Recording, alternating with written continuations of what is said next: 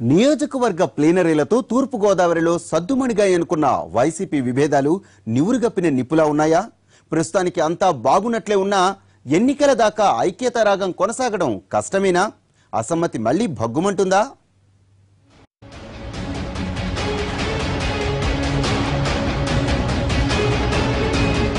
గ్రూపుల గొడవలున్నా ఎక్కడా బయటపడకుండా తూర్పు గోదావరి జిల్లాలో వైసీపీ ప్లీనరీ సమావేశాలు జరగడంతో నేతలు ఊపిరి పీల్చుకున్నారు. ఆంధ్రప్రదేశ్లో అత్యధికంగా 19 నియోజకవర్గాలున్న తూర్పు గోదావరి జిల్లాలో గత ఎన్నికల్లో వైసీపీకి 5 సీట్లు దక్కాయి. 2 వైసీపీ ఎమ్మెల్యేలు పార్టీకి గుడ్ బై చెప్పగా కొత్తపేట, తుని, రంపచోడవరం నియోజకవర్గాల్లో వైసీపీ ఎమ్మెల్యేలున్నారు. 2019 ఎన్నికల్లో అధికారం దక్కాలంటే తూర్పు గోదావరి నుంచి అత్యధిక సీట్లు సాధించక తప్పని పరిస్థితుల్లో నియోజకవర్గ స్థాయి ప్లీనరీ సమావేశాలు ప్రశాంతంగా ముగియటంతో వైసీపీ శ్రేణులు కాస్త నిశ్చింతగా ఉన్నాయి. కానీ ఎన్నికల దాకా ఈ వాతావరణమే ఉంటుందా అంటే ఎవరూ ధీమాగా చెప్పలేకపోతున్నారు.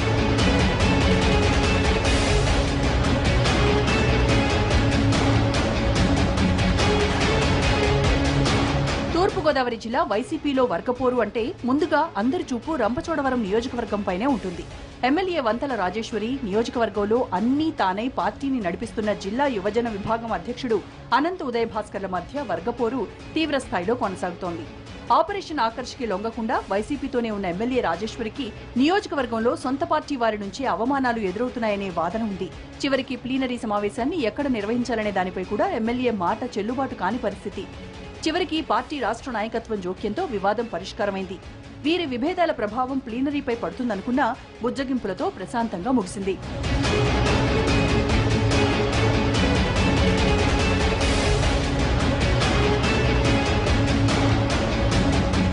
నాయకులను, కార్యకర్తలను సమన్వయపరచాల్సిన జిల్లాకు చెందిన రాష్ట్ర నాయకులు కొత్త సమస్యలు తెచ్చిపెడుతున్నారన్న వాదన వినిపిస్తోంది.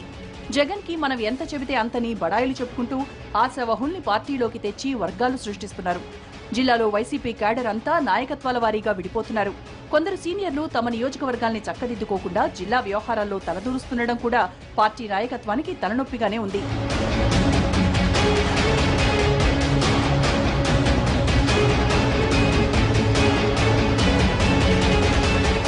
గన్నవరం, మండపేట, రాజమండ్రి రూరల్ నియోజకవర్గాల్లో సైతం అంతర్గత కుమ్ములాటలు కొనసాగుతున్నాయి. అయితే ప్లీనరీ సమావేశాల్లో వాటి ప్రభావం పడకుండా ముందుగానే నేతల్ని బుజ్జగించి జాగ్రత్తలు తీసుకోవడంతో జిల్లాలో పార్టీ పరువుకు డ్యామేజ్ జరగలేదని వైసీపీ క్యాడర్ ఊపిరి పీల్చుకుంటోంది. మరోవైపు రాజమండ్రి సిటీ సహా పలు నియోజకవర్గాల్లో ప్లీనరీ సమావేశాల సందర్భంగా క్యాడర్లో కనిపించిన ఉత్సాహం వైసీపీ నాయకుల్లో జోష్ నింపింది.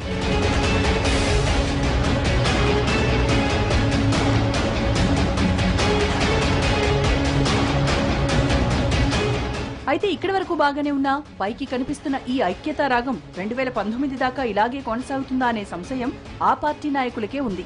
ముఖ్యంగా పార్టీ అధినేత ప్రతిపాదించిన అదనపు సమన్వయకర్తలతో ఉపయోగం లేకపోగా అసలుకే ఎసరు పెడుతుందనే మాట వినిపిస్తోంది. ఉన్న కోఆర్డినేటర్ కి అదనంగా మరొకరిని నియమించడంతో ఇప్పటికే జిల్లాలోని పలు నియోజకవర్గాల్లో పార్టీ 2-3 గ్రూపులుగా విడిపోగా ఇప్పటి నుంచే దీనికో పరిష్కారం చూపకపోతే ఎన్నికల నాటికి కష్టమని ప్లీనరీ సందర్భంగా అంతర్గతంగా అభిప్రాయాలు వ్యక్తమయ్యాయి. ప్రస్తుతానికి ప్రశాంతంగానే ఉన్న ఈ సంతృప్తి ఎన్నాళ్ళో చెప్పలేని పరిస్థితి.